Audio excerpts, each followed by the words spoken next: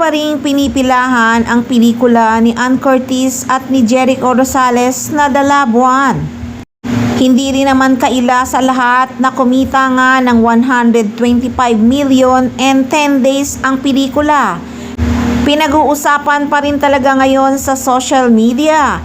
Maraming umiyak at talagang ang ganda ng movie.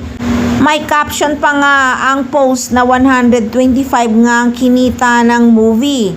Ang bilis, sana ganun din kayo kabilis makarecover after nyo mapanood ang movie. Congratulations talaga kina Jericho at Ann Curtis, pati na rin sa direktor na si Irene Villamor at sa lahat ng mga cast nito, pati na rin si Catriona Gray na pinag-usapan talaga sa social media ang love scene nila ni Echo. Abot-abot din talaga ang pasasalamat ni na Jericho Rosales at Ann Curtis, pati na rin si Irene Villamor na direktor nga ng pelikula.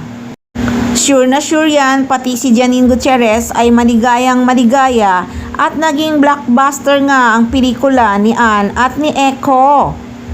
So speaking of Janine, kahit gustong-gustong isama ni Echo sa pag-iikot si Janine Gutierrez ng mga sinihan, minabuti ng aktres na hindi na sumama. Alam din naman kasi ng aktres na moment yon ni na Jericho at Ann Curtis. At isa pa, baka mabas na naman siya sabihin feeling lady. At least nagawa naman niya ang part niya na nag-organize din siya ng black screening para ipakita ang suporta sa kanyang Baba Echo.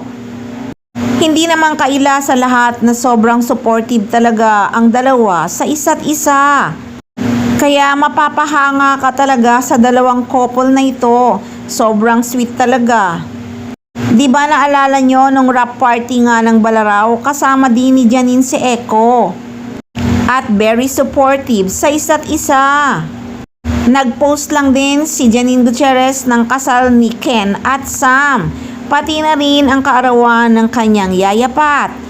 Mahal na mahal talaga ng aktres si Yaya Pat. Kaya medyo relax muna ngayon ang beauty ni Janine Gutierrez. Kaya abang-abang na lang tayo guys sa susunod na mga araw kung anong mga ganap ng Echonin.